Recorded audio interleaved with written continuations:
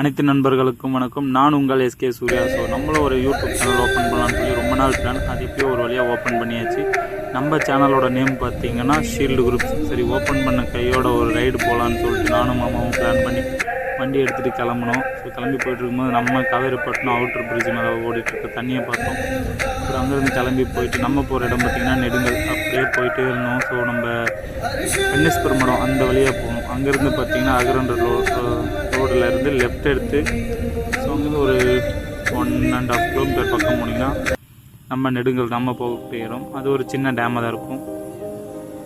So நம்ம அங்கே reach ஆன உடனே நம்மளுடைய பைக்கை ஓரம் போட்டுட்டு அந்த இடம் எப்படி இருக்குன்னு சொல்லிட்டு பார்க்கலாம் அப்படின்னு சொல்லி கிளம்பி உள்ளே போனோம். போனால் வேறு லெவல் பிளேஸுங்க, வேறு லெவல் பிளேஸ். கண்டிப்பாக மிஸ் பண்ணாமல் வீடியோவை ஃபுல்லாக பாருங்கள். இந்த இடம் நம்ம கிருஷ்ணகிரிலேருந்து சரியாக 23 கிலோமீட்டரில் இருக்குது. ஸோ ஜஸ்ட் ஒரு 35 மினிட்ஸ் ட்ராவலிங் தான். வீடியோவை மறக்காம ஃபுல்லாக பாருங்கள். அந்த தண்ணியில் நம்மளால்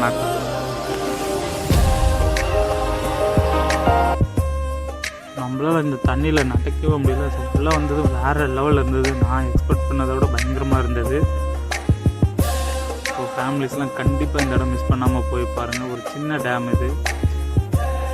இந்த டேமோட வரலாறு கேட்டால், அதாவது நம்ம கேஆர்பி டேம் கட்டுறதுக்கு முன்னாடி கட்டினானா அப்படின்னு சொல்லிட்டு ஒரு நியூஸ் வந்தது.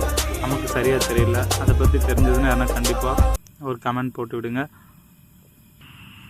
நம்ம அப்படியே உள்ளே பார்த்தோன்னே குட்டி குட்டி பசங்களாம் செம்மையாக குளிச்சுட்டு இருந்தாங்க. ஸோ நமக்கும் குளிக்கணும்னு ரொம்ப ஆசை. நமக்கான தண்ணியில் குளிக்கிறது வெளியில் செட் ஆகாது. கோல்டு ஃபீவர்னு வந்து உடனே படுத்துருவோம். ஆனால் இந்த தண்ணி பார்த்தா செம்மையாக இருக்குது, குளிக்கணும்னு தோணுது. இந்த இடத்துல 2 வியூ பாயிண்ட் பார்த்தோம், வேறு லெவலில் இருந்தது.